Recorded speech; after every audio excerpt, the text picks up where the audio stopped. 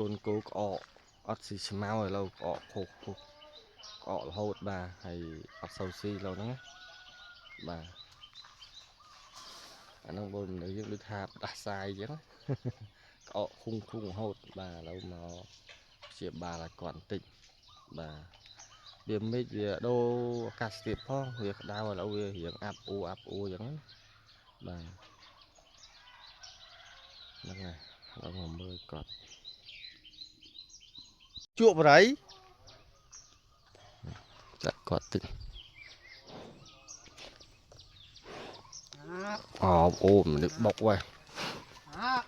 rồi chứ rư bọc ấy cho vậy hợp cho mấy